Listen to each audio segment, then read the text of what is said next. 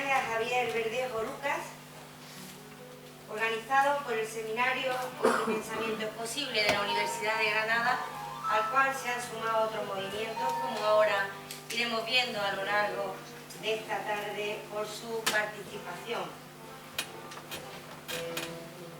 Conocí a Javier Verdejo, yo estudiaba farmacia al estar en esta facultad. Conozco a su familia de Almería, por tanto para mí esto es un acto emotivo, entrañable y un acto de reivindicación de unos años en los que tratamos, todos los que estábamos en aquellos momentos implicados en movimientos sociales de diversas categorías, tratar de que en este país pues se produjese una transición, dado que la ruptura total era imposible, como ustedes bien conocerán.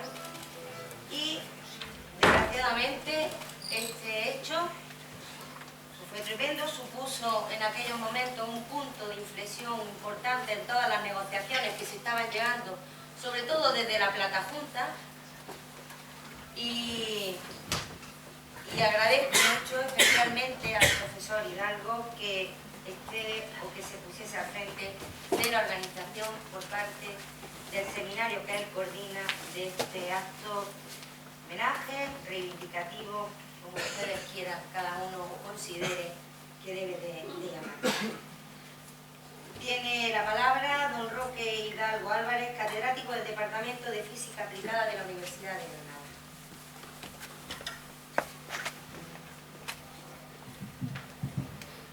Muchas gracias, rectora de la universidad. Muchas gracias, compañera Pilar. Este es un acto que quienes hemos estado involucrados en su organización, lo primero que queremos decir es que para nosotros este acto tiene un coste emocional grande. No estamos celebrando ningún éxito, no estamos celebrando ningún avance, no estamos celebrando ninguna victoria. Estamos aquí reunidos para recordar a una persona que tenía 18 años cuando fue asesinada. Por lo tanto, es un acto que parte de la tragedia de un asesinato por parte de quienes querían frenar de todas las formas posibles el avance de la libertad, de la justicia en nuestro país. Para nosotros, en cierto modo, es un acto de una tristeza infinita. Javier Verdejo tendría hoy 58 años. Cuando lo asesinaron tenía 18. Era estudiante de esta facultad de biología, era representante de los estudiantes de biológicas y mis palabras tienen que tener necesariamente un carácter muy personal. Yo lo conocí, nos reunimos, él era representante de estudiantes, yo era representante de PNN, que para los que no conozcan la terminología eran los precarios de entonces, y estuvimos organizando actividades dentro de esta facultad para que en esta facultad se pudiera funcionar de una manera democrática. Por lo tanto, para nosotros, para los organizadores del acto, esto ha tenido un coste y tiene un coste emocional extraordinario. Cuando mataron a Javier Verdejo, estaba haciendo una pintada que pretendía poner pan, trabajo y libertad. No le dejaron terminar. Y estos días, pensando en Javier Verdejo, he tratado de recordar esa consigna.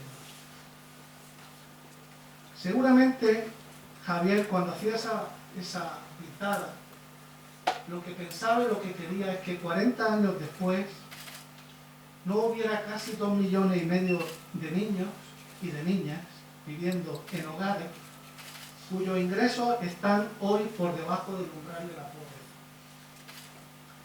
Seguramente Javier, cuando pintó la palabra trabajo, no quería que 40 años después hubiera 3.700.000 personas, trabajadores, que cobran menos de 300 euros al mes. Y seguramente cuando ponía trabajo no quería que 40 años después hubiera más de 4,5 millones de parados, según la EPA, en nuestro país en el 2016. Por último, cuando escribió Libertad, seguramente él quería que lo que viniera después no conllevara 40 años después a que se detuviera y procesara a gente que se dedicaba a hacer títeres. Por lo tanto, lo que hay que decir por encima de todo es que lo que quería Javier todavía hay motivos para escribirlo y hay motivos para defenderlo. Seguramente Javier tampoco querría, 40 años después, que se hubiera cometido el mayor latrocinio de la historia de España, que ha implicado dar a los de la economía del casino, a los especuladores que juegan con el futuro, con la salud y con la vida de millones de personas, se les diera, para que pudiéramos socializar sus pérdidas, 41.300 millones de euros. Exactamente la misma cantidad que se ha recortado a la ayuda para los parados. No es mucho, pero es un problema colectivo, es una memoria colectiva, la que tenemos que recuperar, porque las razones por las cuales Javier Verdejo fue asesinado por escribir Pan, Trabajo y Libertad siguen hoy vigentes. Los sueños, las utopías, las realidades, las reivindicaciones que Javier Verdejo defendía hace 40 años y que le costaron la vida, siguen siendo hoy válidas. Estamos en una universidad en la que el latrocinio neoliberal de nuestros gobernantes nos ha llevado a ser una de las, en la Universidad Española, la sexta más cara de Europa. Y no digamos en cuanto al coste de los másteres. Seguramente Javier, cuando dio su vida por esas 3 palabras, también pensaba que la universidad iba a ser una universidad pública a servicio del pueblo. Y en el lado positivo le diría a Javier, hay algo que sí conseguimos. La Facultad de Ciencias hace hoy una investigación científica homologable con las mejores facultades de ciencias de Europa. Eso, Javier, lo hemos conseguido. Y tendremos que seguir defendiéndolo para mantener, porque como alguien dijo, los derechos que no se defienden se terminan perdiendo. No hay derechos consolidados por siempre y para siempre. Los derechos hay que defenderlos día a día, minuto a minuto, segundo a segundo, porque quienes juegan a la economía de casino están permanentemente para retraer financiación de la enseñanza, de la sanidad y pasarlas a sus cuentas de resultados. Le diría también, Javier, hay cosas sorprendentes. Ayer, más de 40.000 personas se manifestaron en Granada convocadas por un médico de urgencias para defender la sanidad pública. Lo que tú defendiste lo seguimos defendiendo mucho 40 años después.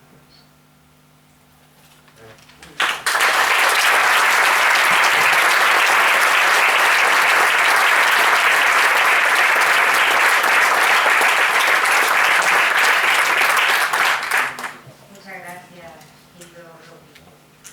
Tiene la palabra don Rafael Gil Bracero, profesor titular del Departamento de Historia Contemporánea de la Universidad de Granada y miembro de la Asociación Granadina de Memoria Histórica.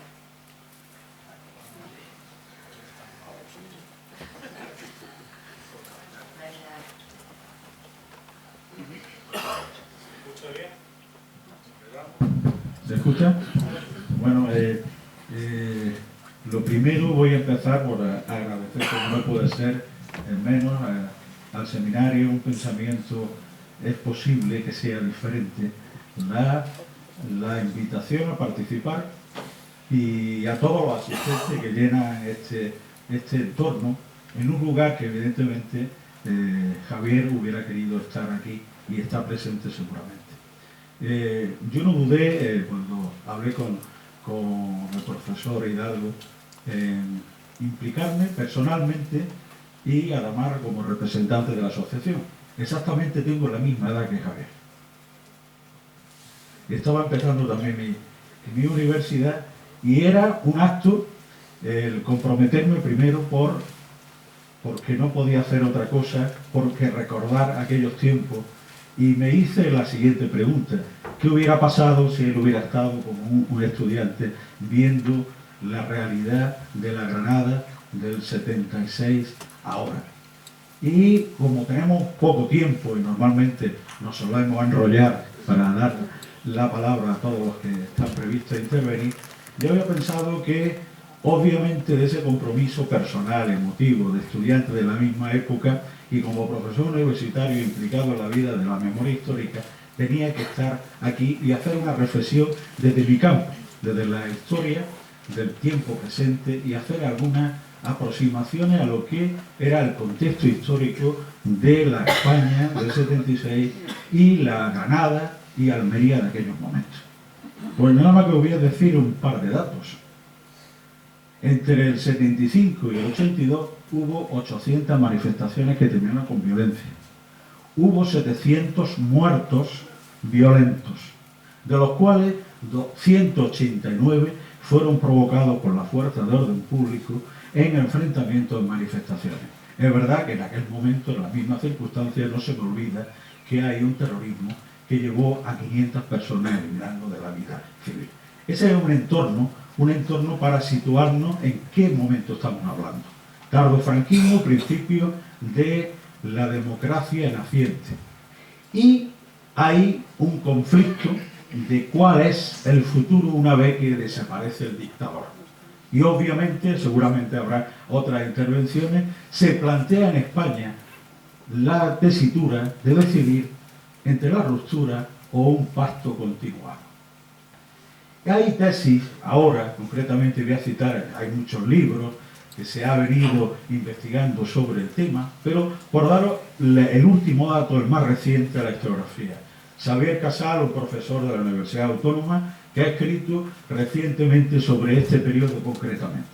Y él habla que lejos de una transición amable, como se nos ha pintado, discreta, alegre, fue una transición sangrienta, muy violenta. Y la consecuencia es que ha modulado, él habla que hubo un partido en esa transición entre el 76 hasta el 82, un partido del voto del miedo por la violencia y las armas, que moduló el modelo no rupturista de la dictadura a la democracia. Por lo tanto, ese es un entorno clarísimamente que tiene una implicación política en el modelo.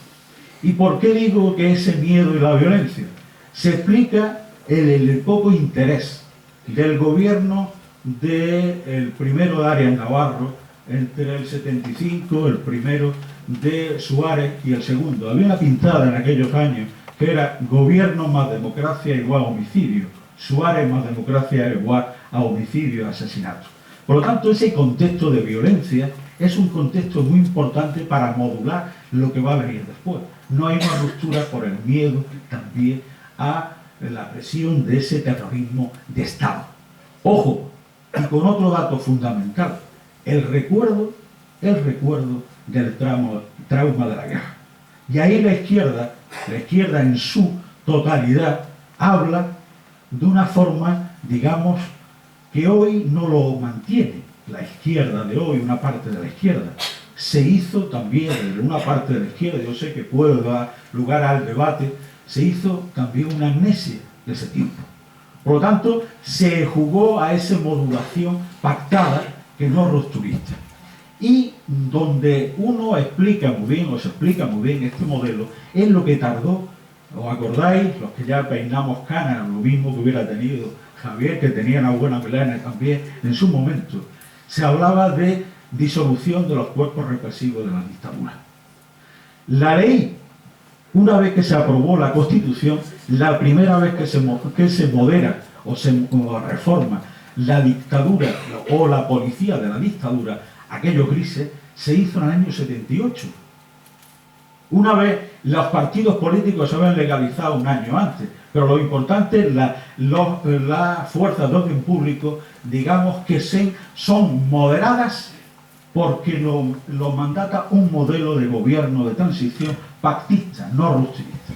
Y como mejor se explica, es la impunidad, que es el último mensaje que voy a dar, la impunidad del franquismo, del 75 tardofranquismo, y a la primera democracia, la impunidad en los asesinatos, en las manifestaciones públicas. El ejemplo de Javier es primoroso. Yo he podido ver algunos papeles de lo que se llamó en su momento el proceso, que no fue tal proceso, porque ya sabéis que cualquier orden público alterado, la competencia que tenía en el 76, una vez fallecido el dictador, la competencia era militar. Y se procesa, lo mismo que unos 6 años antes se procesaron aquellos albañiles que volaban por el espacio de Granada y como tiraron piedras o tiros hacia arriba, cayeron muertos. Pues la competencia militar en aquellos momentos llega a la conclusión que fue asesinado por un error material de un policía, un guardia civil que lo perseguía y a la misma altura le dio un tiro por la parte cervical y le salió por la mandíbula derecha. No se investigó como no se investigaron 188 asesinatos de Estado. Y se cerró el procedimiento con esto lo que hay, llevaron el cuerpo a hacer la autopsia al cementerio con vigilancia, a pesar de ser una familia muy importante, que era muy importante en la burguesía y en el poder de la Almería de su momento. Su padre había sido alcalde, presidente del Colegio de Farmacéuticos, una persona muy reconocida en la Almería de su momento. ¿Qué es lo que hubo? Reacción que hubo. El movimiento estudiantil se movilizó, incluso se le mandó una carta a Suárez, que llevaba poco tiempo en el gobierno. No fueron recibidos, no sé si hay aquí algún miembro de aquella comisión que iba a hablar en su momento con Suárez. No hubo investigación, hubo impunidad. Esa impunidad es la que no puede permanecer, como bien dice el profesor Roque, más tiempo. 40 años después estamos haciendo un homenaje. Pero ¿cuántas familias como Verdejo han vivido en la zozobra de no saber qué pasó con su hijo? Igual que Javier, en el 77 matan a Arturo Ruiz, a 5 abogados y un innumerable y cuantioso número de personas que hacen hasta 188 personas. Ni siquiera se ha preocupado el Estado en hacer justicia. Por lo tanto, este es un homenaje necesario para reflexionar en tiempo corto y largo. El modelo de transición, de aquella transición, 40 años después, ha dejado muchas dudas, en muchos huecos, muchas injusticias. Y estamos aquí para reparar, no una pérdida, pero para decir que Javier está en el corazón de muchos de nosotros. Por lo tanto, agradezco la atención y seguramente habrá otro momento para el debate y ampliar conocimiento. Gracias.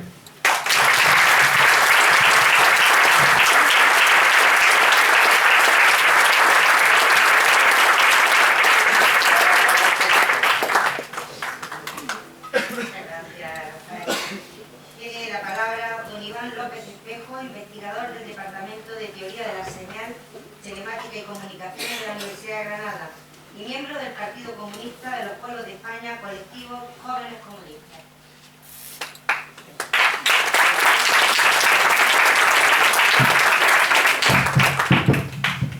Buenas tardes y gracias.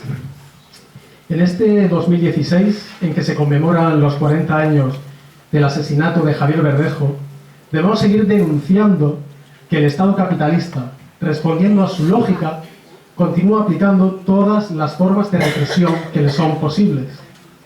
Hoy, como en todos los momentos de la implantación histórica del Estado capitalista, y agravada la situación dada la rivalidad interimperialista por ocupar espacios geoestratégicos en los que valorizar capital de otra manera ocioso, a la burguesía no le tiembla la mano a la hora de aplicar toda una batería de leyes represivas dirigidas a mantener su estatus de poder y su capacidad para explotar a la clase trabajadora. Miles de obreros y obreras somos perseguidos, detenidos, torturados, enjuiciados y encarcelados con las más elevadas formas represivas del Estado por nuestras actividades políticas y sindicales dirigidas a defender y mejorar las condiciones de vida de la clase a la que pertenecemos, la clase trabajadora. El conjunto de la clase obrera y capas populares no tan solo deberíamos recordar a nuestros mártires como una parte de la historia. Nosotros debemos de hacer honor a su memoria con la continuidad diaria de sus luchas. Ellos entregaron sus vidas. Javier Verdejo dio su vida para que el conjunto de la clase obrera pudiera liberarse del yugo de la opresión y explotación capitalistas. El mejor homenaje que podríamos hacerle a Javier y a tantos revolucionarios que cayeron y caen bajo la represión criminal de la burguesía es hacer realidad la sociedad por la que luchaban y luchamos. No es un camino fácil, pero para estos objetivos no existen atajos. Debemos seguir el ejemplo de Javier y organizarnos en nuestros centros de trabajo, estudiantiles, pueblos y barrios, luchar por un mismo objetivo, el único que hará posible la liberación de la humanidad. Esto es, luchar por el socialismo, por el poder de la clase obrera, por la memoria de Javier Verdejo, que viva la lucha de la clase obrera. Sobran los capitalistas, todo para la clase obrera. Gracias.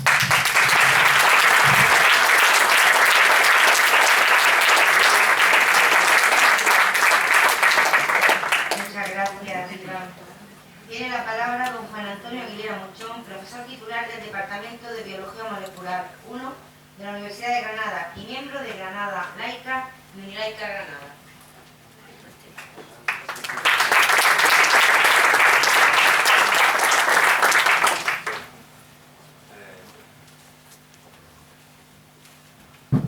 Muchas gracias por la invitación y por estar todos aquí. Tengo 4 minutos, tengo aquí organizado lo que quiero contar porque me gustaría hablar de muchas cosas. A Javier luchó contra el franquismo y lo asesinó ese franquismo una vez muerto Franco, muerto el dictador. Y lo que quiero recordar es que en el corazón del franquismo latía de una forma fuerte el nacionalcatolicismo, una miseria nacional católica que sigue presente en nuestros días a través del confesionalismo del Estado. Esto nos lo recuerda continuamente, por ejemplo, el heredero político del dictador, el heredero político de Franco, el rey, pues cada vez que miserablemente se humilla, doblando la cerviz, ante cada obispo que le pasa por delante. Esto también nos lo recuerda, entre infinitos ejemplos que podría poner, pues, el alcalde socialista de Granada, cada vez que miserablemente sigue al arzobispo, ese encubridor, presunto encubridor de pederastas que tenemos aquí en Granada, pues cada vez que lo sigue el alcalde en procesiones, en votos esperpénticos para defendernos de los terremotos o de la peste. La Iglesia Católica hoy nos roba, después de 40 años, nos roba, con 4 palabritas santas nos roba más que entonces, gracias a los sucesivos gobiernos de la derecha y los gobiernos socialistas, que miserablemente, una vez más, no solamente han hecho esto, sino que no han impedido que se siga adoctrinando a los niños en las escuelas públicas y privadas, se les sigue adoctrinando con patrañas anticientíficas y con una moral misógina, una moral homófoba, entre otras cosas. Y además a costa del erario. Bueno, mientras tanto, ¿qué ha pasado en nuestra universidad? La universidad pública en general y la universidad en el ámbito universitario.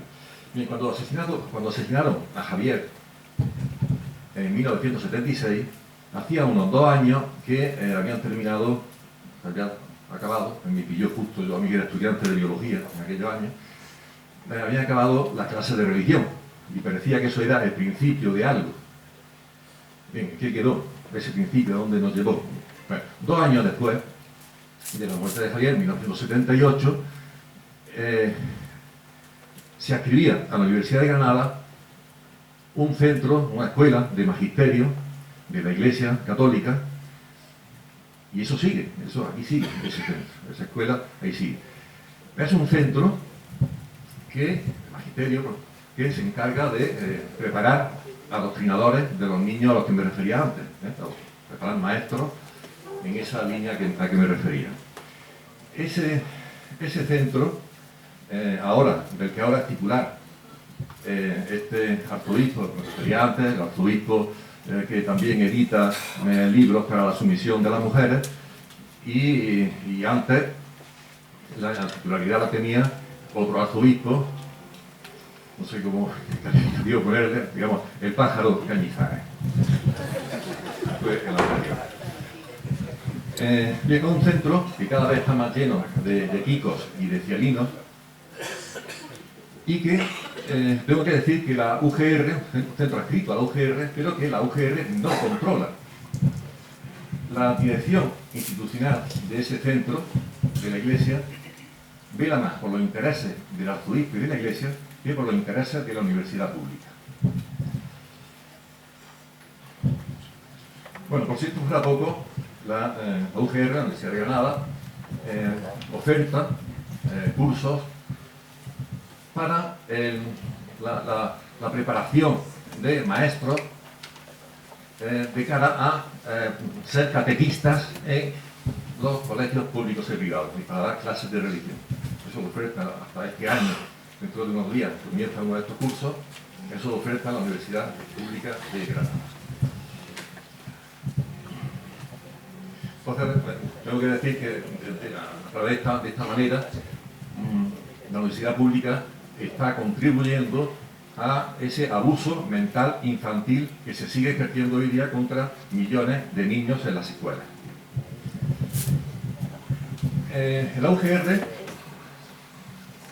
no es raro que venga a dar charlas creacionistas o charlas en contra del aborto o los derechos de los homosexuales, personajes como el presidente del Foro de la Familia, una asociación ultracatólica.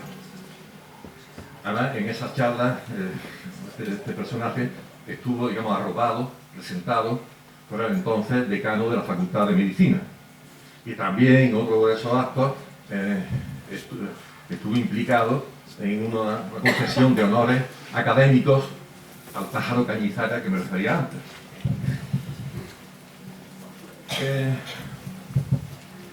A veces me pregunto si esta charla y este tipo de cosas hubieran ocurrido hace 40 años, se hubieran pasado tan desapercibidas. Yo creo que no. A veces da la impresión de que estamos ahora más amordazados que entonces. Para ir terminando, bueno, también quiero decir, aquí a la decana de Ciencias, en esta misma facultad, en el curso anterior, con motivo del Santo Patrón, el decano venía convocando misas. Bien, por último, como digo, la UGR, gracias al empeño del anterior rectorado, consiguió un hito que fue la creación de una cátedra de teología católica que está en manos de los jesuitas, y eso, como digo, no existía hace 40 años, pero que tampoco existía hace más de 100 años. En toda la Universidad Pública Española no existía eso, y se ha conseguido ahora. Esa cátedra me parece que es, en una universidad pública, una aberración intelectual y democrática. Las sesiones de esa cátedra se dan precisamente, digamos, que para más INRI en este local. A veces, hace poco, hubo otra sesión del seminario Otros Pensamientos Posibles, y nos tuvimos que ir a otra sala, porque aquí estaba la cátedra de teología. Entonces me parece que el verdadero y mejor homenaje que se le puede hacer a Javier Verdejo, además de renovar la indignación y la ira por el asesinato que se cometió y el reclamar justicia, debe entrar el terminar con esta miseria confesional procedente del nacional catolicismo que todavía sigue demasiado viva en la Universidad de Granada.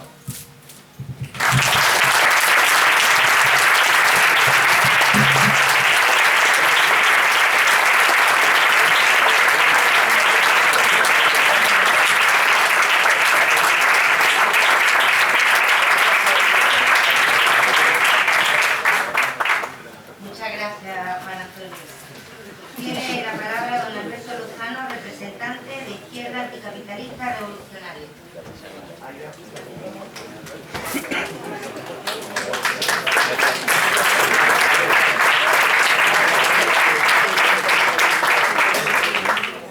Muy buenas. En primer lugar, no sé si es mejor que me ponga el micro, que hable.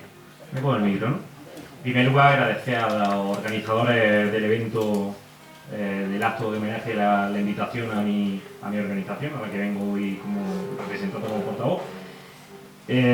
Yo quería iniciar las palabras que voy a dedicarle en representación de mi partido político a Javier. Quería empezar con una pregunta a la audiencia que estamos aquí, que no es mía, sino que es de Mario Benedetti, que casualmente está apareciendo por aquí por detrás también, en un poema que dice lo siguiente: ¿qué le queda por probar a los jóvenes en este mundo de paciencia y asco? Solo graffiti, rock, escepticismo. Y con esa pregunta esa pregunta la que yo quería poner sobre la mesa durante mi intervención, creo que es la que debemos preguntarnos en un acto como este, que se subtitula Reflexiones y Recuerdos, sobre el asesinato de una persona muy muy joven, al que lo único que le dejaron en el mundo es, como dice Benedetti, un graffiti inacabado, que ya de por sí es triste, que ponía pan, trabajo y libertad. Entonces, ¿qué nos queda hoy a los jóvenes?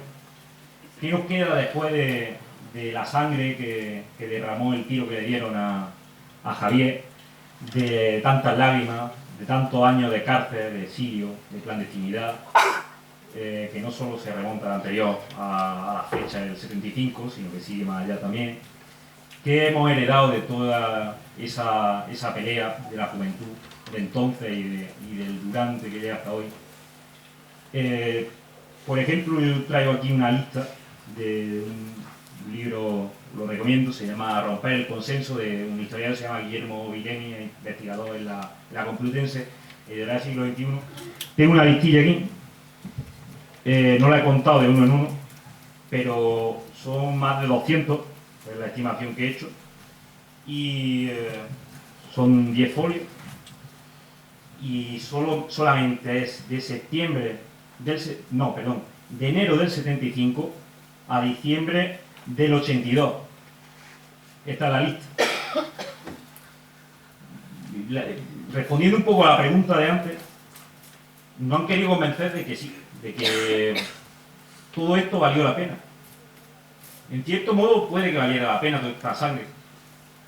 Conseguimos cierta garantía democrática, cierta seguridad, pero es que la lista esta va más allá de 1982, está incompleta. Y esa gente, aunque hayamos conseguido alguna migaja arrancarla, con actos como el tiro que se llevó Javier, esa gente, la mayoría, sigue paseándose por la calle alegremente, yendo a maratones en Madrid. Algunos torturadores hemos visto, con nombre y apellido, en Argentina, felizmente, en las instituciones. Algunos se han llegado a institucionalizar, ya no solo que estén en las instituciones, que ya son órganos dentro del propio Estado. Y algunos han sido vitoreados por expresidentes del gobierno a las puertas de prisión, a pesar de lo que hicieron, como dijo recientemente este hombre. Entonces, por suerte todavía quedan jóvenes, como Javier, como los cientos que están en esta lista y los que no están, y no tan jóvenes, como no sé si por suerte o por desgracia la mayoría de esta sala, para hacer que todo esto no fuera en vano, para hacer que esta lista se convierta en algo más que memoria de lucha y trascienda hacia una acción que tenga consecuencias presentes y futuras por una sociedad más justa, la sociedad que se quedó en un grafiti inacabado, que decía pan, trabajo y libertad. Y quería acabar con la respuesta que el propio Benedetti da a la pregunta de su bueno. Y dice, a los jóvenes también les queda no decir amén, no dejar que les maten el amor, recuperar el habla y la utopía, ser jóvenes sin prisa y con memoria, situarse en una historia que es la suya, no convertirse en viejos prematuros. También les queda discutir con Dios, tanto si existe como si no existe, tender manos que ayudan, abrir puertas entre el corazón propio y el ajeno. Sobre todo les queda hacer futuro, a pesar de los ruines del pasado y los sabios granujas del presente. Muchas gracias.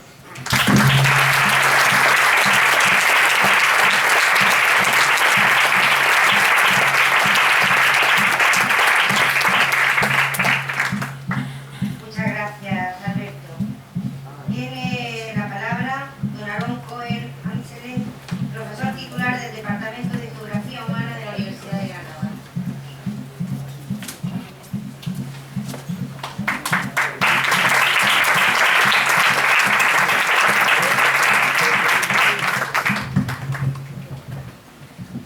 Bueno, buenas tardes y gracias a Roque por la invitación para sumarme a este acto de homenaje. Tengo que decir que no puedo intervenir como alguien que conociera personalmente a Javier Verdejo, de lo que no estoy seguro, por otra parte, porque justamente el curso 75-76 yo empecé a dar clase, y empecé a dar clase en esta universidad, en esta facultad, clases de inglés, especialización improvisada de urgencia y de supervivencia en aquel momento para mí. No puedo garantizar que no lo tuviera o que no lo viera, pero para mí era en aquel momento eran anfiteatros con mucha gente y caras simplemente, ¿no? No puedo hablar, por tanto, como alguien que lo tratara personalmente, tampoco como alguien de su círculo de militancia, de un círculo de actividad política. Mis reflexiones tienen que ser muy sencillas, van a girar en torno a dos ideas muy rápidas y muy breves. Desde un triple prisma, digamos. Por una parte, generacional, porque al fin y al cabo, bueno, 4, 5, 6 años de diferencia, pues, visto desde los 60 y algo de ahora, pues no son muchos y uno comparte pues, vivencias y experiencias con aquella generación. Político también, como partícipe de ese movimiento antifranquista, y a riesgo de parecer un poco cargante, yo diría de oficio, es decir, de intentar pensar siempre teniendo en cuenta los contextos, de espacio y tiempo. Lo que decía el maestro Pierre Vilar, pensar históricamente, o sea, situar, medir, fechar continuamente, es algo que hay que hacer y que hay que intentar que los jóvenes, los que no vivieron aquello, pues hagan continuamente. Aquí se ha dicho varias veces, se ha recordado, Javier murió, a Javier lo mataron pintando pan, trabajo, libertad. Una consigna que independientemente de su carga histórica, que la tiene, que tiene su historia, hoy parecería una consigna de ONG de lo más consensual. Murió por eso. Lo mataron pintando exactamente eso. Yo quiero reivindicar la generosidad, la entrega, el coraje de alguien que emprendía ese camino. Hay dos ideas, yo decía, sobre las que quiero pensar un poco. Una es la cierta costumbre que se ha instalado entre nosotros de trivializar estas experiencias. Es una etapa en la vida de las personas. Era una moda, era un movimiento de generación. Del 68 se dice a veces, pero fechar es fechar finamente. El 68 no es el 76. Y el 68 en París no es el 76 en Granada. De manera que esto hay que tenerlo en cuenta, o en Almería. No todo el mundo es Manuel Durão Barroso o Jean-Claude Juncker. Ustedes saben que Manuel Durão Barroso, actualmente asesor de Goldman Sachs después de haber sido presidente de la Comisión Europea, asesor del banco que maquilló la deuda griega y que después especuló con el hundimiento y la quiebra total de un pueblo, Durão Barroso fue líder del movimiento para la reconstrucción del Partido del Proletariado en Portugal. Es decir, líder con 18 años de un partido maoísta, fundamentalmente anticomunista. Él mismo lo ha dicho. Me hice del MRPP porque era el mayor enemigo del Partido Comunista de Portugal. Eso lo ha declarado en entrevistas. Por cierto, su padrino fue un tal Frank Carlucci, a la sazón embajador de Estados Unidos en Portugal, enviado porque la revolución de los claveles llevaba mal camino. El tal doctor Carlucci se había doctorado en contrainsurgencia en Uruguay, impidiendo el triunfo del Frente Amplio, que entonces no era lo que ahora, por cierto, en Uruguay. El señor Juncker, que presidió durante 18 años el gobierno de Luxemburgo y creó el Instituto Durão Barroso, a su vez ha confesado en una entrevista que en un tiempo coqueteó con el trotskismo y la Cuarta Internacional. Pero repito, Durão Barroso se hizo maoísta en la Revolución de los Claveles. Hay militancias que empiezan entonces. No se puede confundir la España del 76 y de los años previos con la Europa en general de aquellos años. Los movimientos son completamente diferentes. Tampoco se puede confundir una realidad como esta con las declaraciones de algún joven que roza los 40 años y que atribuye su militancia de cuando tenía 18 a desvarío de su fugacidad juvenil. No tiene nada que ver los actos de gente que nació en la transición con los actos de gente que pagó con su vida en la transición al mismo tiempo. Por tanto, no trivializar es la primera idea. Reivindicar esa entrega, esa generosidad y ese coraje que, por desgracia, a Javier Verdejo le costaron la vida. Por otra parte, esto de generación da la idea de que fue un movimiento unánime de generación, o de que fue un movimiento consensual. Nada más lejos de la realidad. Y aquí, como casi todo el mundo comparte generación con uno, saben perfectamente que, por desgracia, si todos pensábamos igual, entonces lo disimulaban muchos, muchísimo. No lo sabían. Ni era un movimiento unánime, ni era un movimiento de consenso, ni fue siempre un movimiento masivo. Ni ciencia era letras, ni medicina era derecho, o farmacia, por otra parte. Es decir, esas diferencias cuentan situar y fechar correctamente las cosas. Y valoran mucho más los pasos que da una persona. Moda, repito, España no es el París del 68. Por cierto, del París del 61 se habla menos, 7 años menos. 17 de octubre del 61, tal día como hoy, aniversario del asesinato de más de 200 argelinos en una manifestación pacífica. La gran ratonada se le llamó a eso. Todo el mundo habla del París 68, nadie del París 61, solo 7 años antes. Segunda cuestión de la que quería hablar, el tema de la impunidad. El tema de la impunidad y lo que refleja de culpabilidades, de responsabilidades, de encubrimientos, de complicidades. En definitiva, es la historia de la transición en España. De ahí venimos, como antes decía Rafa Fibracero, de ahí venimos.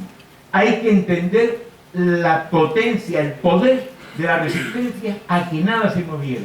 Porque si no entendemos eso, tampoco entenderemos los escollos, los desafíos formidables que tiene por delante cualquier proyecto para conseguir que pan, trabajo, libertad, dignidad sean no solo derechos, sino garantías para todos los demás. Muchas gracias.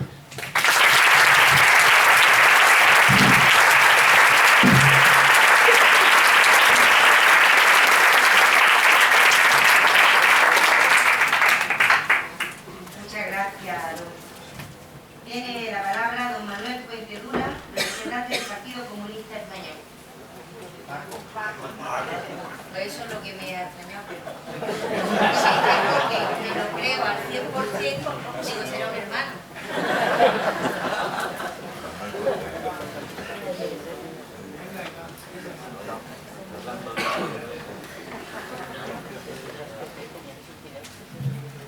Bien, Paco.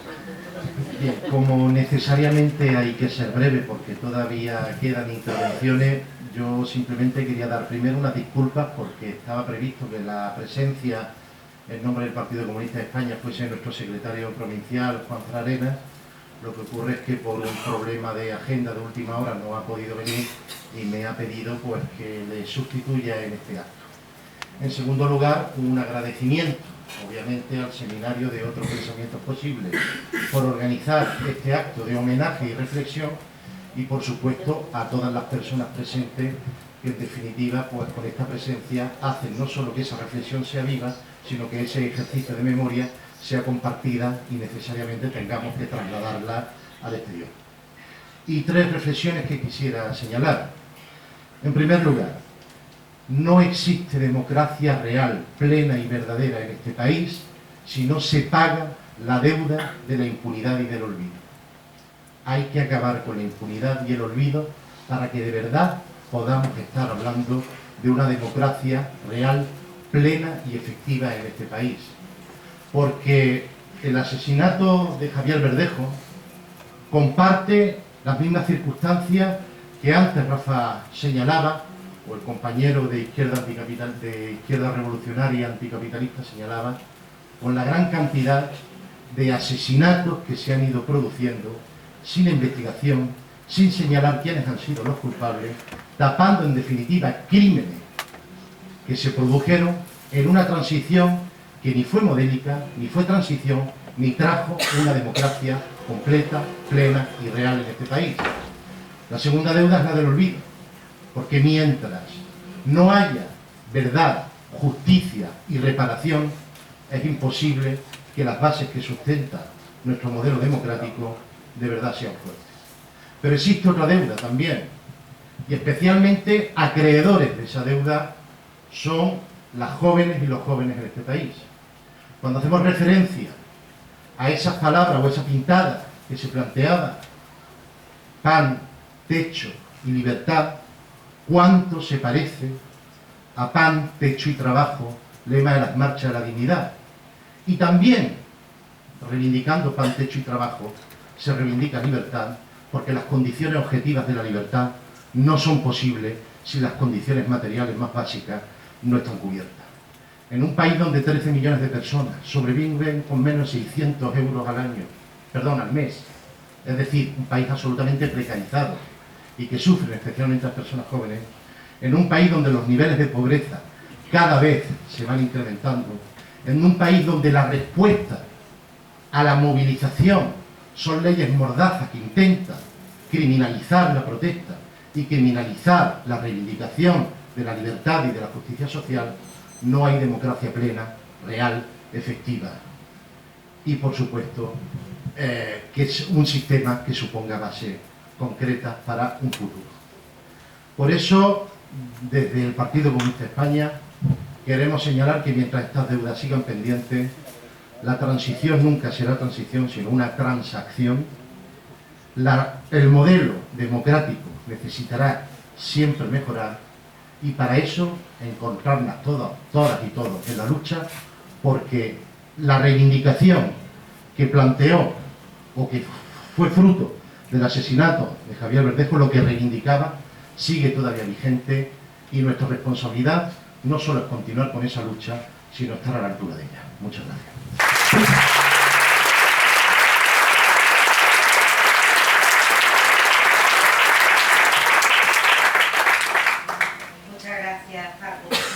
Tiene la palabra doña Carmen Morente, de los movimientos estudiantiles años 70.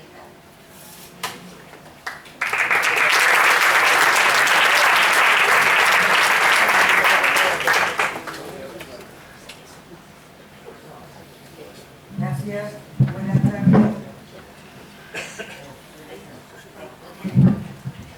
Buenas tardes a todas y a todos.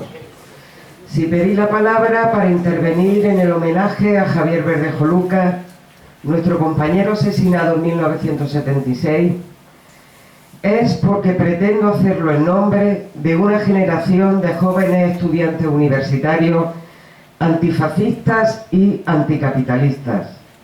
Hacerlo en el mío propio carecería de interés. Hablo sin distanciamiento y con orgullo de una generación que fue derrotada, lo cual quiere decir que estuvo dispuesta a dar la batalla con todo el valor y la fortaleza de la juventud. Sin distinciones ideológicas, que fueron muchas, una minoría que supo y pudo ganarse el respeto y la autoridad moral y política de miles de estudiantes universitarios, así como de no pocos profesores. Militantes conscientes y disciplinados, magníficas compañeras y compañeros, en tantos casos los mejores expedientes de cada promoción. Luchamos por una universidad pública, democrática, científica y por lo tanto laica, al servicio del pueblo. Y lo que fue más rupturista si cabe, por un modelo docente articulado a través del contrato laboral y el cuerpo único de enseñantes. Este modelo de universidad implicaba a todas luces otro modelo de sociedad. Con ese modelo nos sentíamos profundamente identificados. Nunca fuimos una trinchera aislada, al contrario, trabajamos siempre en profunda alianza con el movimiento obrero y popular. Quizá esta característica ineludible explique también nuestra debilidad cuando se impuso el modelo pactado durante la transacción política. Cuando llegó la hora de las divergencias con la inteligencia de los partidos políticos y de la institución universitaria, fuimos calificados de pequeños burgueses radicalizados, rebeldes sin causa, etc. No fue cierto. El movimiento estudiantil había madurado durante generaciones los objetivos que perseguía. Representábamos una causa justa y democrática. Mienten los que afirman que la historia se está escribiendo desde cero en la actualidad. Quienes esto teorizan no solo expresan un pensamiento antihistórico, sino también profundamente retrógrado. En estos tiempos de crisis global del capitalismo, de pérdida de derechos sociales conquistados y de amenazas palpables para criminalizar las protestas, bueno es recuperar la experiencia de lucha de los y las estudiantes en el peor de los escenarios imaginarios, el de la dictadura fascista. Hasta el último momento fuimos perseguidos y golpeados, aplicándosenos el decreto ley antiterrorista entre los años 1975 a 1978. Además de todo lo que se arrastraba. Existir, es decir, pensar, era un riesgo. Articular el pensamiento como organización, propuesta y lucha podía pagarse con la vida. No es una metáfora, no es una hipérbole, no es literatura. Las retenciones, la tortura, la prisión de tantos y tantas y el asesinato de nuestro compañero Javier Verdejo en agosto de 1976 así lo demuestran. Javier, lo que dejamos sin hacer quedó. Por eso hoy es buen día para decir, compañero, escucha, seguimos en la lucha.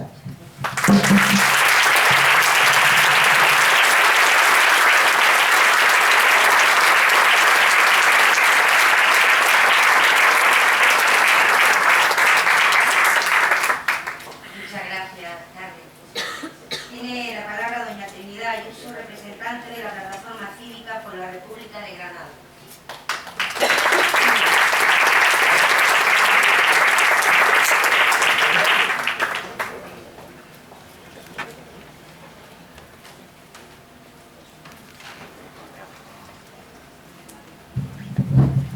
Buenas tardes.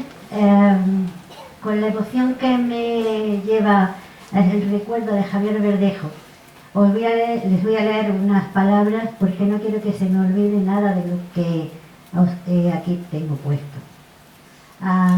Fueron miles los jóvenes los que asumieron durante el franquismo la dura tarea de combatirlo desde su situación como estudiantes universitarios. Como militantes antifascistas defendieron, siempre apoyado en precarias organizaciones democráticas, zarandeadas permanentemente por la represión del Estado, otro modelo de sociedad y otro modelo de universidad. La lucha por una universidad pública al servicio del pueblo resumía en una consigna sus anhelos y su alianza con los trabajadores y las clases populares, hundiendo sus raíces en la gran estrategia educadora que inició la Segunda República Española para sacar a los pueblos de España de su secular atraso. Defendieron una universidad abierta, sin barreras selectivas ni barreras económicas, democrática en su funcionamiento, autónoma frente a los poderes fácticos de cualquier tipo, científica, es decir, apartada de cualquier atisbo religioso o retrógrado, al servicio del pueblo como instrumento para garantizar el progreso económico, social y cultural del país. Lucha a muerte frente al modelo de universidad clasista y elitista que habían heredado. Por eso fueron perseguidos, detenidos, torturados, encarcelados, expedientados y expulsados de la universidad sin miramientos. La llamada transición política, lejos del apostar de amabilidad y consenso que fabricaron, fue un periodo duro para los estudiantes universitarios.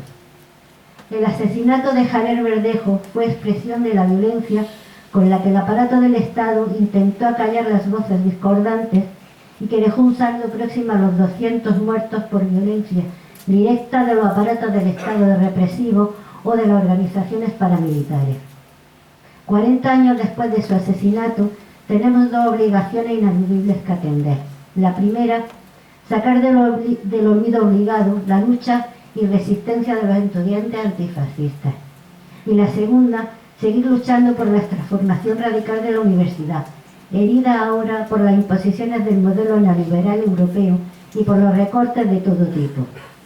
La salida a la crisis del modelo de universidad actual, decimos, ¿será república o no será? Dentro del marco de la restauración borbónica estamos todos desahuciados. Javier, hermano, no te olvidamos. Gracias.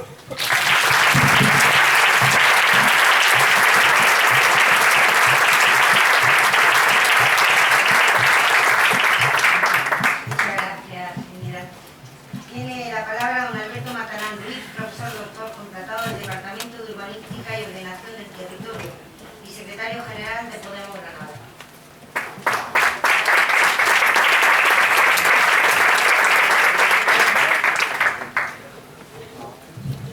Buenas tardes, muchas gracias por la invitación a Roque, por haber organizado este acto, que además sé que se suma a muchos otros actos que llevo organizando hace mucho tiempo, tanto en la memoria de nuestro compañero Verdejo como en muchas otras cuestiones que importan en esta universidad.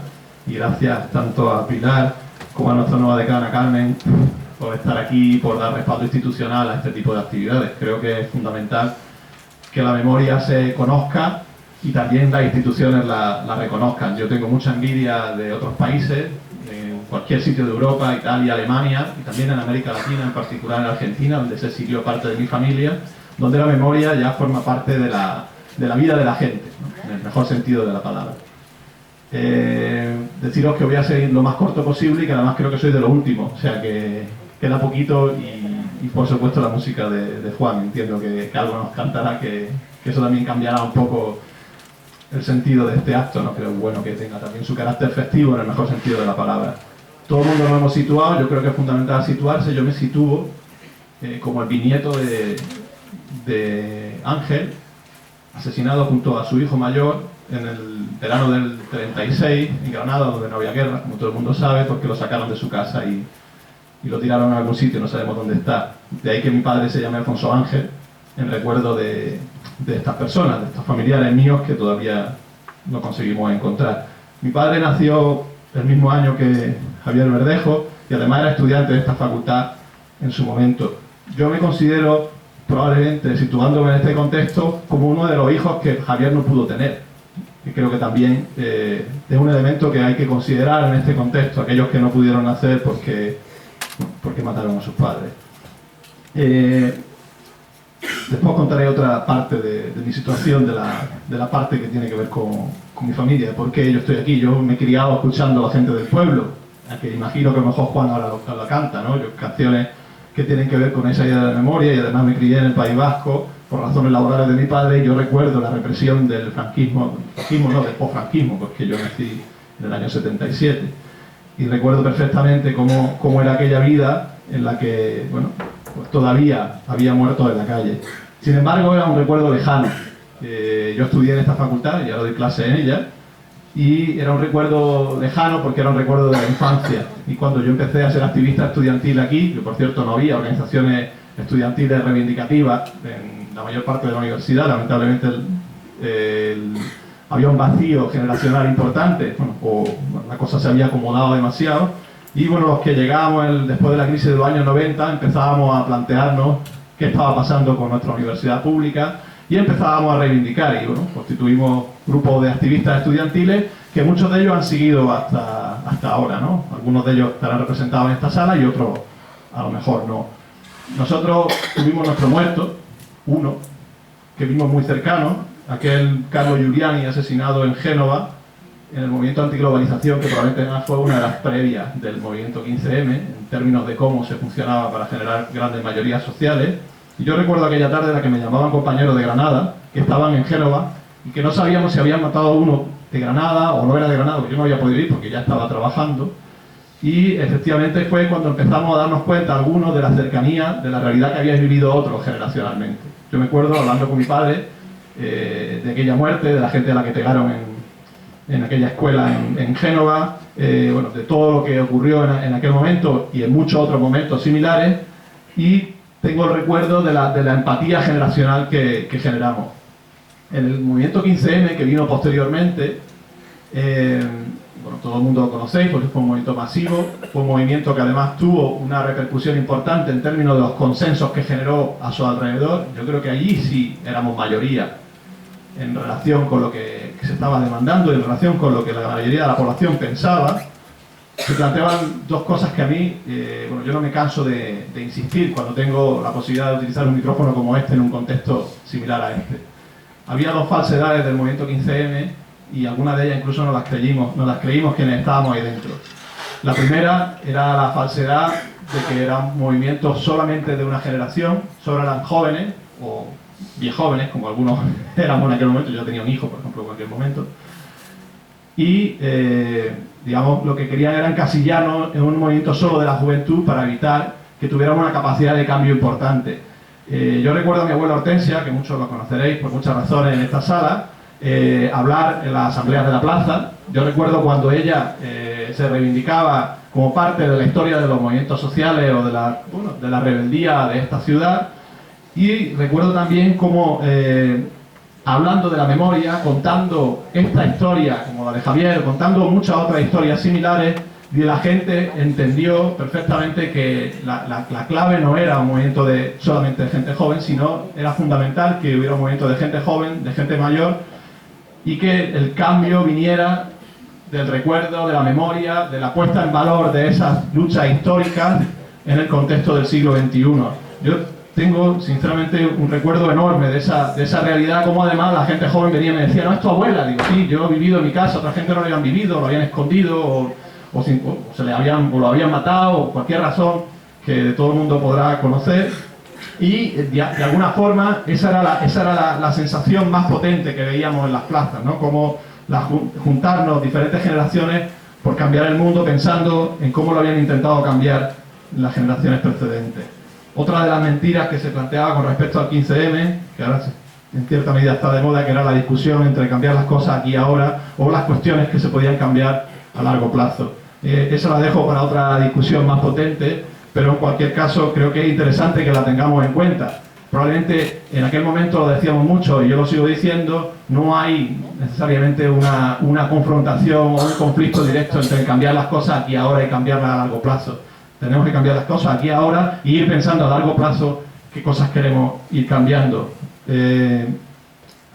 Por último, ¿qué pasa ahora, no? Yo ahora bueno, soy dos cosas, soy profesor de esta universidad y soy padre, y circunstancialmente estoy vinculado políticamente a una organización que se llama Podemos, con una responsabilidad bastante cansante, porque es mucho esfuerzo el que estamos llevando a cabo solamente en 2 años, y deciros que y aquí viene la otra parte de todo esto.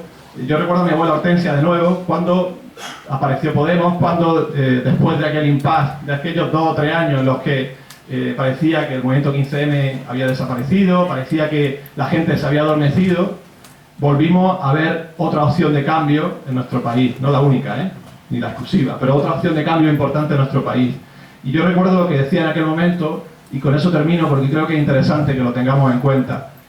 Yo estoy en Podemos por responsabilidad generacional, que tiene que ver con las responsabilidades generacionales de la historia de mi familia, pero también tiene que ver con qué es lo que me dirán mis hijos cuando crezcan y después de la grave crisis que habéis contado, que les contemos qué es lo que hicimos cuando intentaron acabar con la seguridad social, con la sanidad pública, con la educación pública, con la universidad pública, cuando intentaron acabar con el empleo, cuando mandaban a nuestros estudiantes al extranjero a trabajar precario a cualquier sitio. Cuando me pregunten qué es lo que hicimos, yo por lo menos tendré la opción de responderle. Y una de las respuestas que yo le daré es: lo hice por vosotros, lo hice por los hijos que no nacieron, como los hijos de Javier Verdejo, lo hice por los que están vivos, lo hice por mi familia, y también, como decimos los de la sostenibilidad, lo hicimos por los que todavía no han nacido, que por supuesto se merecen un mundo mucho mejor. No os canso más, muchas gracias por haberme escuchado.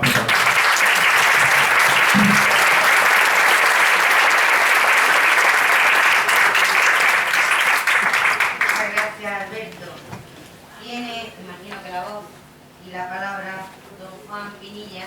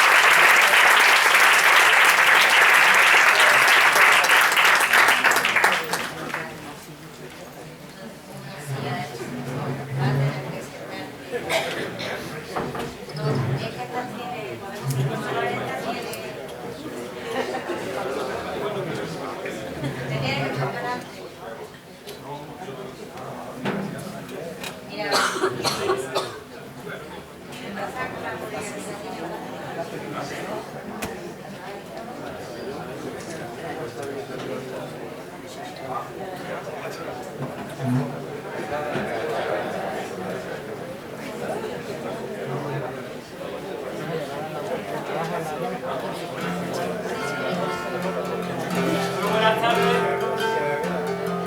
En nombre de Francisco Manuel Díaz, los guitarristas nunca hablan. Y en el mío propio, como flamencos comprometidos, especialmente hoy con Javier Verdejo, con su memoria, con todo lo que supuso su muerte para la democracia y para las personas que seguimos pensando hoy día que por lo que él luchaba es por lo que seguimos luchando, y contra la impunidad de quienes nos mataron, y contra la pasividad de incluso partidos y personas que se llaman de izquierda y siguen mirando hacia otro lado ante muertes como la de Javier y como la de tantos compañeros de Javier. Para él, y en nombre de este caso y también de Granada Republicana Republicana, por lo que estoy aquí, este cáncer que se llama Compañero, Compañero, me voy a poner aquí porque el foco me mata.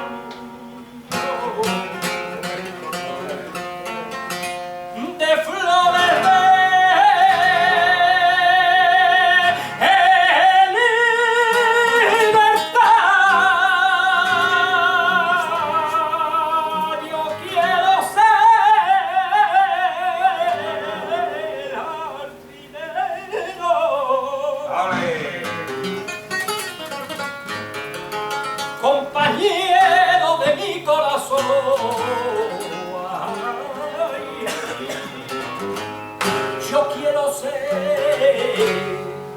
el jardinero de tu frondoso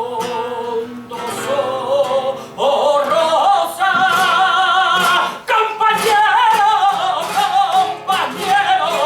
ay, muerto por la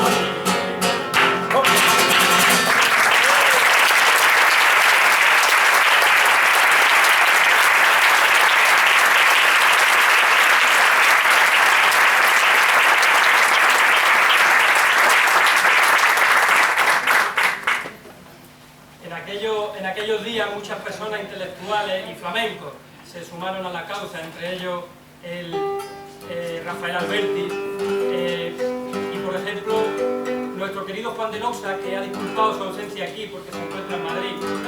Y Juan de Noxa escribió para Javier Verdejo unos versos que han quedado en la historia del flamenco y que los han cantado tantos y tantos artistas, y vaya a ver cuánta relación tienen y guardan con...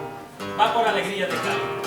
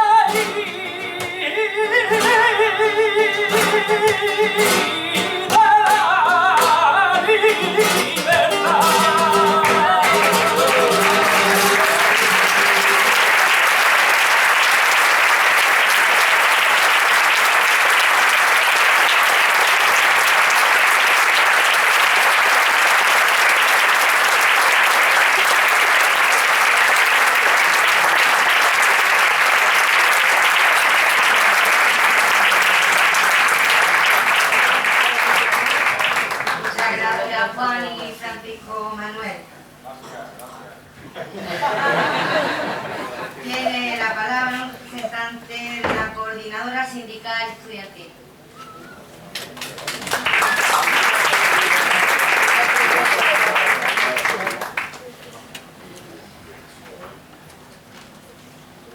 Buenas tardes. Preferiría hablar sin micro. En primer lugar, agradecer al seminario que se realice este acto de homenaje, que desde el movimiento estudiantil y en concreto desde la Coordinadora Sindical Estudiantil nos sentimos y nos reivindicamos herederos y herederas de Javier, y no solo Javier, sino de todo el movimiento estudiantil antifranquista. Entendemos este tipo de actividades como útiles, justas y necesarias, ¿no?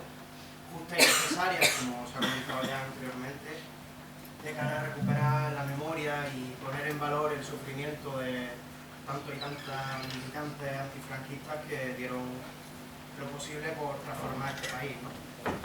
Útil porque desde el movimiento estudiantil y desde el conjunto de los movimientos sociales que peleamos en la actualidad, tenemos que extraer una serie de lecciones políticas y estratégicas para continuar la lucha en estos días, ¿no?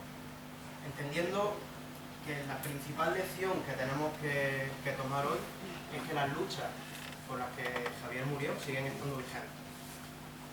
Desde lo estudiantil, en concreto, queríamos hacer hincapié en dos cuestiones fundamentales. En primer lugar, la lucha por las condiciones materiales y de estudio en la aula y la lucha por la transformación democrática de la sociedad. Con respecto a las condiciones materiales de estudio, hace 40 años, como citaba Roque, en esta universidad nació el movimiento PNL. Hoy vemos cómo en los institutos públicos, los colegios de primaria públicos se suprimen líneas. Veíamos hace 40 años cómo se expulsaba de los distritos universitarios a los estudiantes por su activismo político. Hoy vemos cómo por razones económicas 120.000 estudiantes en el Estado español han tenido que abandonar la universidad desde 2011 hasta ahora, 5.000 de ellos en la Universidad de Granada, cuestión que hay que solventar cuanto antes. Y a medio camino entre las condiciones de lucha, con las condiciones de estudio y la lucha por la transformación democrática, dos cuestiones. En primer lugar, hace 40 años se peleaba por cambiar unos planes de estudio reaccionarios, católicos, totalmente nefastos para el desarrollo del pensamiento científico y humanista, y hoy el Plan Bolonia, y quién sabe si el 3+2, nos abocan a ser esclavos de las necesidades del mercado laboral, a las estudiantes. En segundo lugar, se peleaba también por hacer de la universidad un espacio cómodo donde todos los agentes sociales pudieran intervenir y participar democráticamente en las decisiones. Hoy en esta universidad, las estudiantes tenemos que decir bien alto que se nos trata de imponer un calendario académico para el cual no se nos ha consultado y del cual estamos realizando.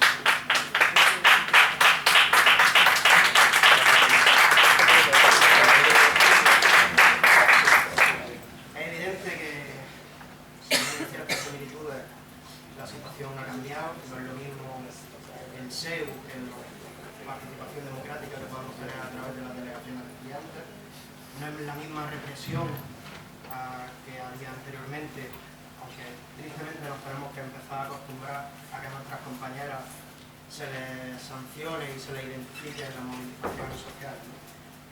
Por eso, porque siendo heredera de Javier, de Carmen, de Enrique Ruano, de Yolanda González, tenemos que continuar su lucha para que quien viene detrás, quien recoge el testigo que nosotros tenemos, se lo encuentre a la misma altura que nos lo encontramos hoy día. Por eso el próximo 26 de octubre, el miércoles que viene, tenemos convocado una huelga estudiantil en la Universidad de Granada, en otras universidades del Estado y en todos los institutos públicos de esta España.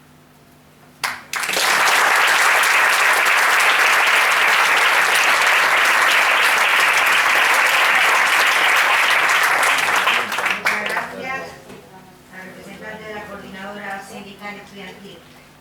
Tiene la palabra doña Carmen Carrión Pérez, decana de la Facultad de Ciencias.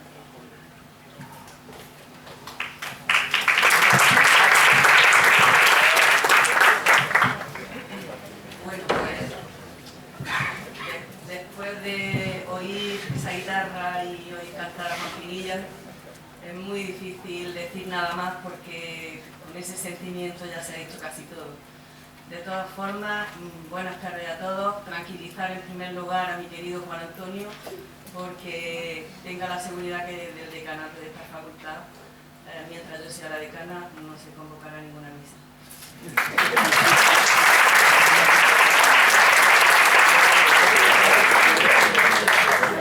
Y también en alusión a lo que comentaba ahora mismo el representante de los estudiantes de la Coordinadora Sindical de Estudiantes, en esta facultad se están eligiendo ahora, en esta segunda quincena de octubre, los delegados de curso. Cuando estén todos elegidos, esta decana los convocará para hablar con todos los representantes de todos los cursos sobre el tema del cambio de calendario.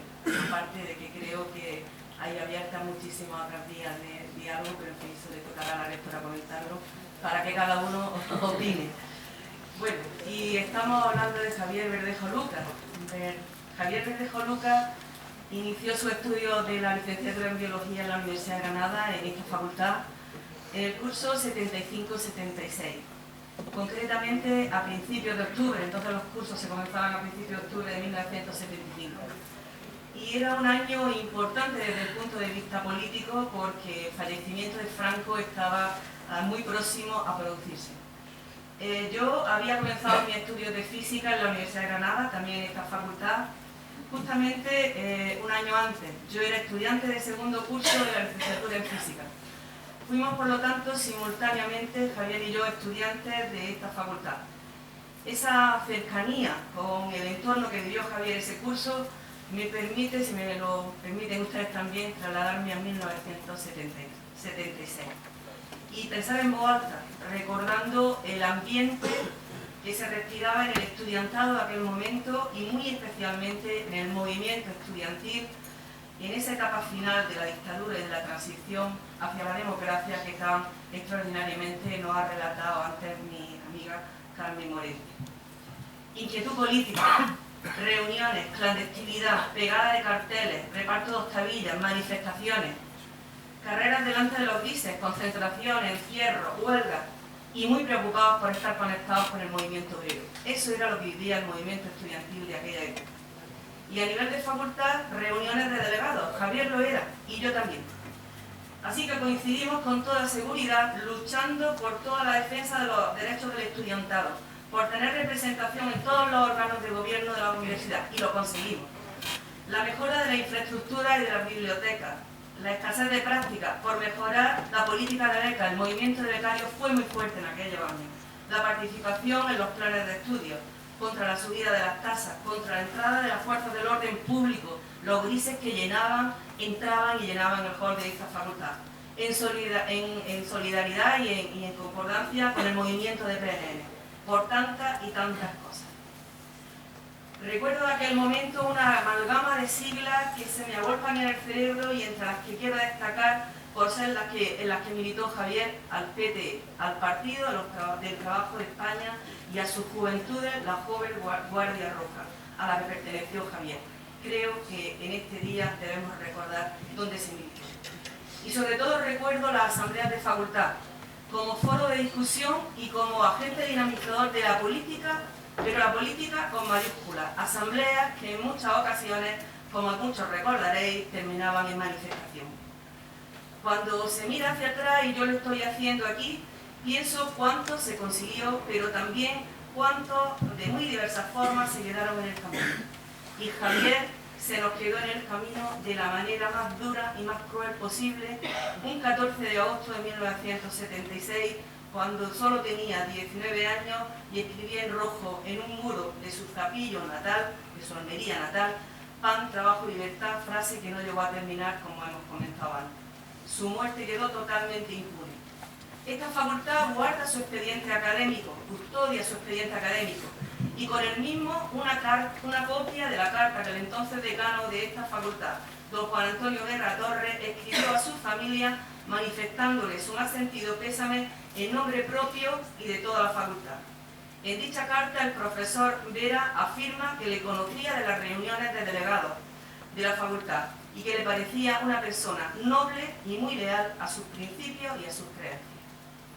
En 1990 la facultad decidió, siendo decano de la misma don José Chacón, crear un concurso de fotografía sobre naturaleza y medio ambiente en honor a Javier. Este concurso se realiza todos los años coincidiendo con la festividad de nuestro patrón San Alberto Magno. Si ustedes entran en la página web de la facultad o si lo ven por ahí por los pasillos de la facultad, pueden ver que ya está convocado el 27º concurso de fotografía Javier Verdejo, que se fallará en noviembre coincidiendo con la festividad del patrón.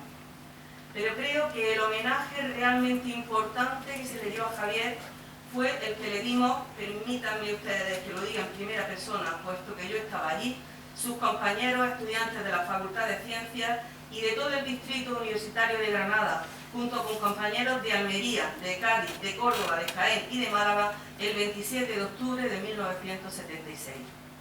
Con el aula magna de la facultad a tope, se realizó una crítica feroz a la actuación de las fuerzas del orden público y a las parroquias granadinas que no habían dejado que se realizara una misa funeral en su memoria. Se contó con la actuación de la bullonera y cantamos canciones del manifiesto Canción del Sur.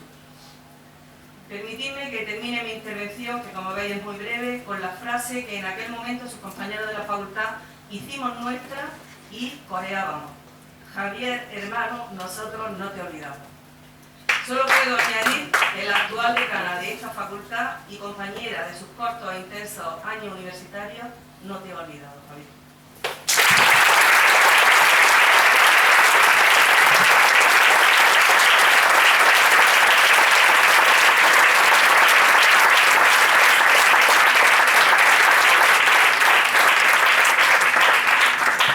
Muchas gracias, Mari Carmen. Yo tampoco he olvidado a Javier. Lo conocí, pero es que trabajé con él porque, aunque como muy bien ha dicho Aarón, cada facultad tenía su propia idiosincrasia. Yo era de farmacia, entré en el año 75-76, Javier tendría mi misma edad y por tanto soy compañera de generación y de nacimiento de Rafael Villa. Fue un año duro. Un año porque empezábamos en la universidad, aquí hay personas, veo a Maribel y Carlos, allí al fondo que entramos en aquel año. Es cierto que ya se estaba esperando la muerte del dictador, pero le costó morirse. Y aquellos meses fueron intensos, muy intensos en lo que estaba huyendo en el país. Yo era delegada del primer curso de la Facultad de Farmacia de esta universidad, una facultad que nunca se ha caracterizado por ser especialmente progresista, pero sí teníamos un profesorado, algunos procedentes de la Facultad de Ciencias que trabajaban por la libertad, que militaban ya en los PNN, aún estaba la coordinadora de PNN, fue un poco posterior, pero que sí ya iban introduciendo en los que entrábamos y veníamos ya con cierta militancia o cierta sensibilidad en lo que tenía que ser la lucha que tú muy bien has definido, Mari Carmen. En aquella época sí que había una lucha estudiantil unida a la lucha unida, tratábamos de estar. Recuerdo la sonrisa de Javier, lo vivo cómo se metía conmigo precisamente por hacer farmacia y no estudiar biológicas, cuando veníamos a la asamblea del distrito que se hacía en el hall de esta facultad. Y es cierto que acabamos siempre de manifestación corriendo delante de los grises. Mientras estaba oyendo cantar a Juan Pinilla, que además ha nombrado a Juan de Losa, de aquellas letras la iba a traer ahora a colación, me estaba acordando de un recital que hubo unos años después, bueno, quizá en aquel tiempo, de José Meneses, en el crucero del Hospital Real. Muchos de los asistentes están también hoy aquí. Acordaros que tuvimos que salir con el carnet de identidad en la mano. De uno en uno con la puertecilla de atrás, que entonces estaba allí publicaciones. Hemos cambiado algo. Hemos transformado algo. ¿La universidad de hoy es la universidad de aquel entonces? No. Queda mucho por hacer, pero algo hemos avanzado. Nos hemos equivocado mucho, sin duda. Pero es en esas equivocaciones donde nos crecemos porque somos capaces de reconocerlas y de avanzar. Hoy precisamente es el Día Internacional contra la Pobreza, contra aquello que estaba escribiendo en una parte Javier en aquellos baños de San Miguel que ya no existen en el Trapillo.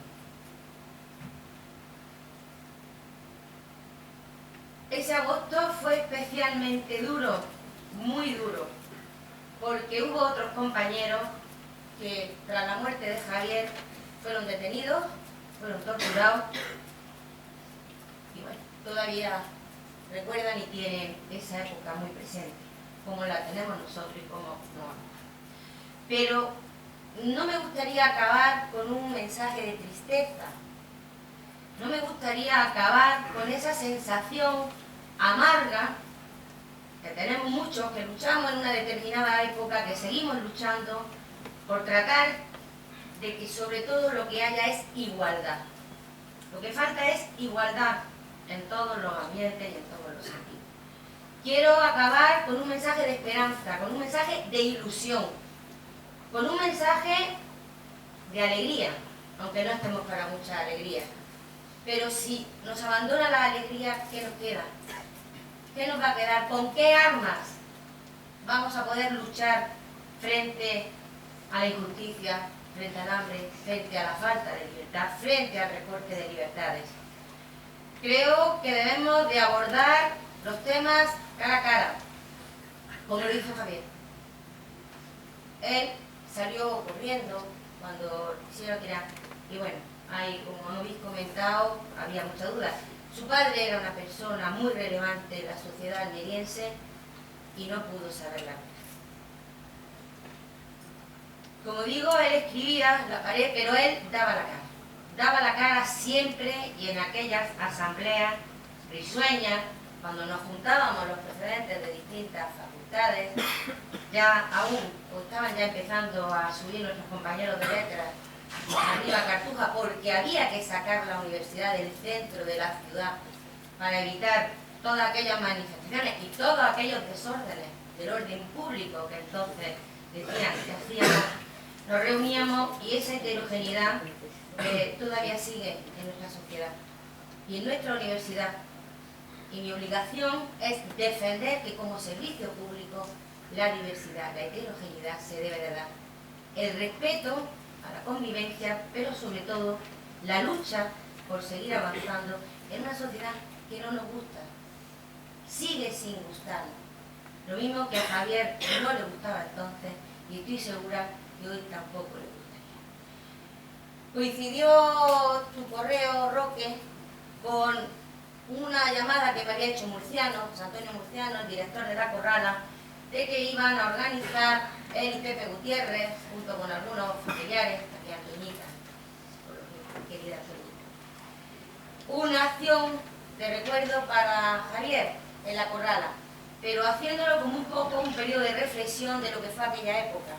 Hoy ha habido voces que han analizado lo que supuso y lo que sigue todavía exponiendo y las deudas y los débitos que nos debemos con muchos que se quedaron atrás.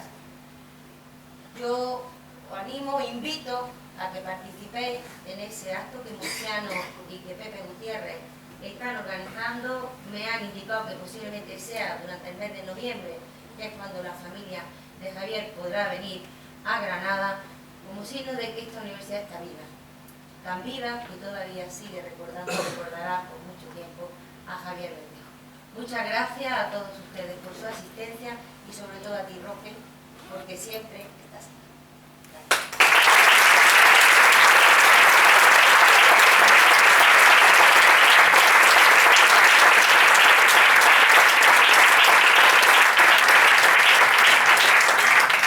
Bien, pues levantamos la sesión.